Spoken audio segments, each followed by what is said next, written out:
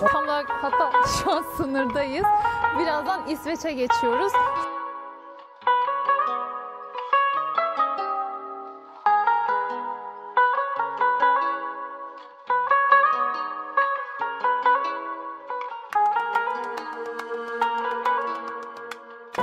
Evet, nihayet sıcak bir yerden açılış yapıyoruz. Kemi'ye geldik bugün. Kemi, Rovaniemi'den yaklaşık 1 saat, 1,5 saatlik bir mesafede yer alıyor. Öncelikle buranın bir kültür merkezi vardı. Orayı ziyaret edelim dedik. Şansımıza bugün buraya özel bir de el yapımı ürünlerin olduğu bir Christmas market var. Onu geziyoruz. Biz de bir şeyler aldık, yedik, içtik. Bir tane geyik kolyesi aldım ben de. Birazdan müzeyi gezeceğiz. Buranın içerisinde neler vardı? Burada aslında bir sanat merkezi, kültür merkezi gibi. İçinde şu anda bir tane sergi var. Burada tiyatro salonları vesaire falan var. Yani büyük bir alan. Evet. Soğuk olduğu için insanlar kapalı alanda takılıyor. Evet ama biz sıcağız şu anda. Şimdi Kemi'yi gezeceğiz. Aslında Kemi'de çok gezecek bir yerimiz yok. Buradan Snow Castle'a falan gideceğiz. Oraları da çeker gösteririz zaten. Siz de bu sırada abone olup beğenirseniz çok mutlu oluruz. Biz şimdi yola devam ediyoruz.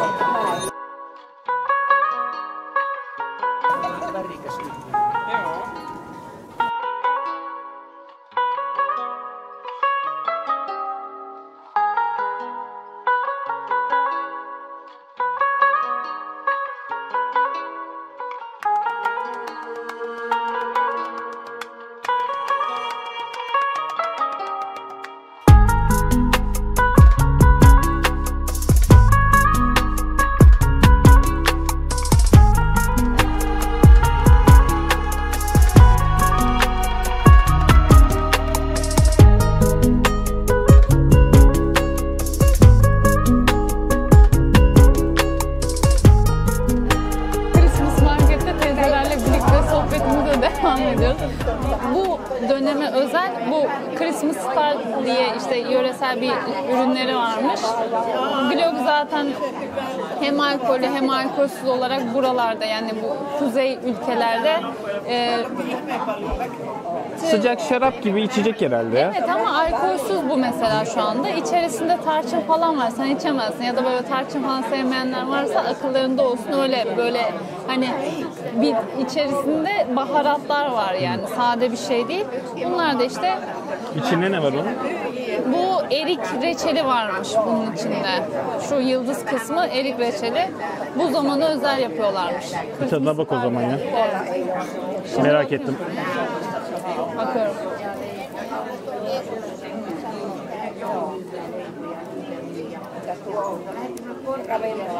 Yağlı bir şey. Burası hani bizde de olan o şeyler var ya, milföy hamuru gibi bir şey. İşte ortasında da tatlı var ama yağlı bayağı. Aynen. Burası da böyle. Teyzelerimizle de rahatsız etmeden burayı kapatalım.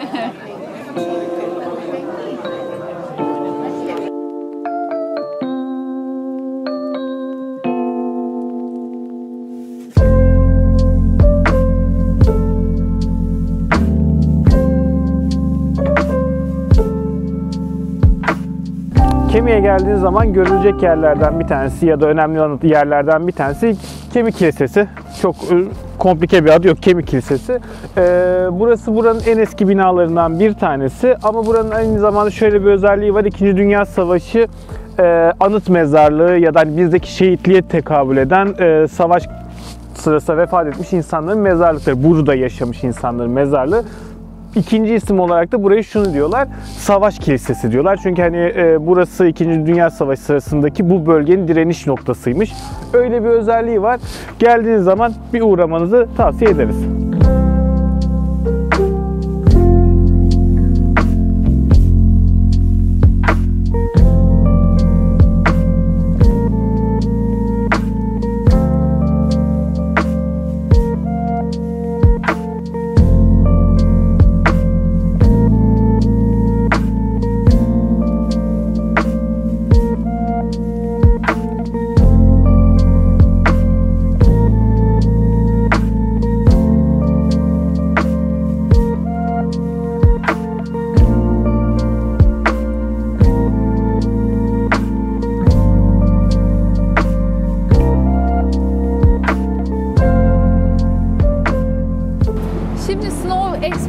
360'a geldik. Burada 2 tane geldiğiniz zaman yer görüyorsunuz aslında. Bir tane Snow Castle, diğeri de Snow Castle 360 diye, Snow Experience 360 diye geçiyor. Biz içeriye geldiğimizde sorduk hani arasındaki farkı. Normalde ikisi de aynı şey ama şu anda hava çok soğuk olduğu için o dışarıda yer alan o kale... Soğuk olmadığı için. Ay pardon. Pardon. Dışarı çok soğuk olduğu için dışarıda insanlar üşümesin diye içeri. Yeteri kadar kar ve soğuk olmadığı için orayı içeride de gösteriyorlar. Yani burası her zaman var. Dışarıda olan Snow Castle sadece işte çok daha soğuk havalarda ve yeteri kadar kar olduğu zamanlarda yapılıyor. Dışarıdakiniz şu anda yeteri kadar kar olmadığı için inşa edememişler ama büyük bir ihtimalle bir ay sonra dışarıdakini inşa edebileceklerini söylediler. Evet. Sonra bunlar Kuzey Buz Denizi'nden getirilen gerçek buzlar bu arada. Bir de giriş normalde 15 euro ama yine şansımıza bugün indirim varmış. 10 eurodan girdik. 10-20 euro 2 kişi.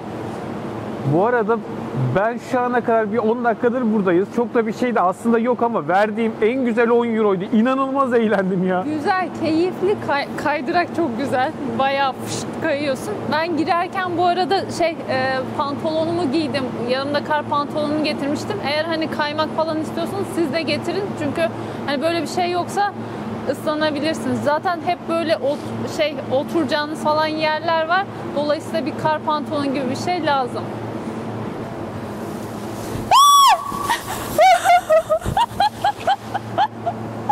Çok iyi. Çok hızlı değil mi? Ay bir daha kayacağım. Hadi git.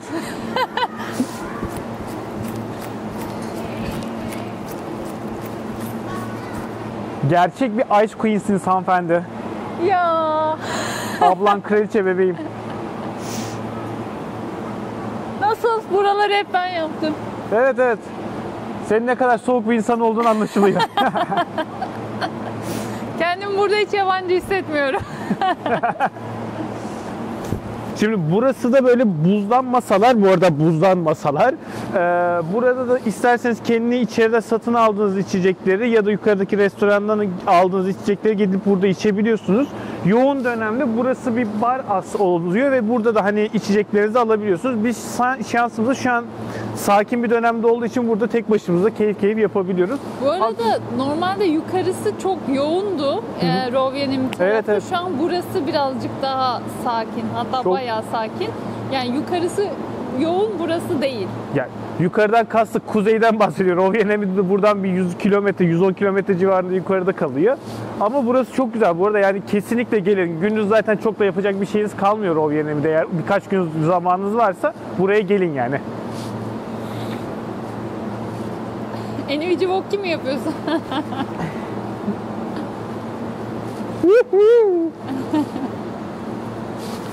Bu Sampo gemisi buranın tek turistik buz kıran gemisi. Bir tane var. Onun dışındaki başka buz kıran gemilere falan katılabiliyorsunuz ama turistik anlamda olan tek gemi buymuş. Yani hem turistik hem anlamında.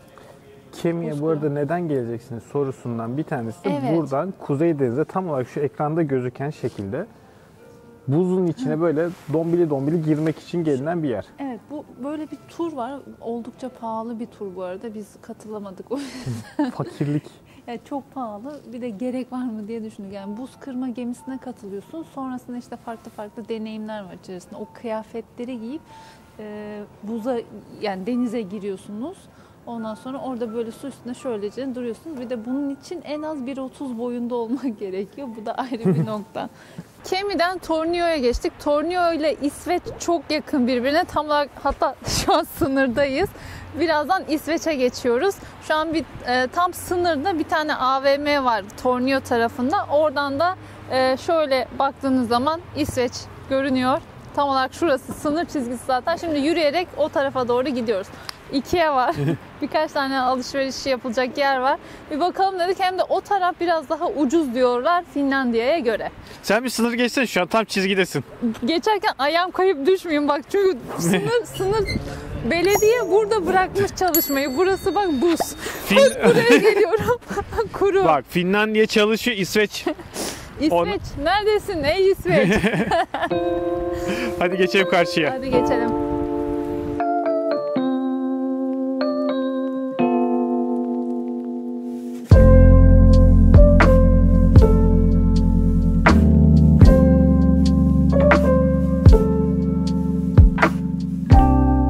Evet, sınırı geçtik, İsveç'e geldik. Hemen zaten sınırı geçince Ikea vardı, bir oraya gelelim dedik.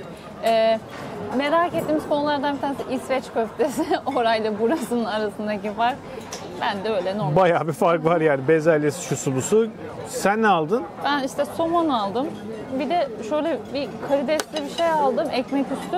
Yalnız hani 8 euroya falan denk geliyor. Gerçekten fiyatlar uygun burada. Uygun ya. Yani şey, Evet. tabii bu fiyat uygunluğu şey olarak Tabii. hesap etmek gerekiyor. Burası İsveç. Ha, Evet. yani şeyle Yunanistan'la falan kıyaslamaya gerek gibi Yok, uygunluk hani değil. bu bölgeye göre çok uygun geldi şu anda. Yani şu mesela şöyle bir şarap 65 İsveç kronu. Yani bir İsveç kronu 11-12 euro gibi bir şeye tekabül 5 euro falan diyebiliriz o zaman. 5,5. Ya pardon. Bak kafam karıştı. 1 euro 11. 1 euro 11 İsveç kronu, 11-12 İsveç kronu gibi bir şeye tekabül ediyor. Öyle baktığın zaman gerçekten bedava. Hadi o zaman bize afiyet olsun. ola. Karnımızı doyurduk. Şimdi tekrardan Finlandiya'ya geri dönüyoruz. İsveç'ten yola çıktık. Adımımızı atıp böyle Finlandiya'ya geçiyoruz. Gerçekten çok güzeldi yediğimiz şeyler. İyi oldu. Hem de bahaneyle İsveç'e de gelmiş olduk gibi bir şey oldu. Öyle oldu. Evet. Köfte aynıydı. Onu da samimiyetle söyleyebilirim. Köfte birebir aynıydı. Ben çok Ikea'da yemek yemedim. O yüzden bir karşılaştırma yapamayacağım. Ama yediğim şeyler lezzetliydi. Fiyatı da bu kuzey coğrafyasına göre uygundu. Bir de çok fazla aile burada yemek yemeye gelmişti. Yani böyle bir ailecek yemek yemeye gelmiş gibi bir durum söz konusuydu. Belki hep beraber alışveriş yapıp oradan da yemek de yiyor olabilirler. Bir de burada Türkiye'den ayrı olarak bence bir açık büfe gibi bir şey var. İnsanlar o açık büfeden alışveriş yani yeme açık büfe. Öyle bir şeyler yapıyorlardı. Evet, şimdi gidiyoruz. Valla videoyu AVM'de kapatacağımı hiç düşünmüyordum ama dışarısı çok soğuk. Geldik. Finlandiya'dan İsveç'e geçtik. Orada köftemizi yedik. Geçtik. Aslında hani böyle çok önemli bir şey değil. Yürüyerek aslında yolun karşısına geçtik ama hani böyle iki ülkeyi görmek ve böyle yürüyerek komple farklı bir kültüre geçmek güzel bir deneyimdi. Açıkçası mutlu etti bizi. Şimdi biz artık buradan arabayı alıp tekrar bir 100 kilometre, 110 kilometre kadar gideceğiz. Rovaniemi'ye geçip belki bu gece kuzey ışıklarını kovalayacağız. O zaman bir sonraki video ne olacak bakalım bilmiyorum. Bir sonraki videoda görüşmek üzere.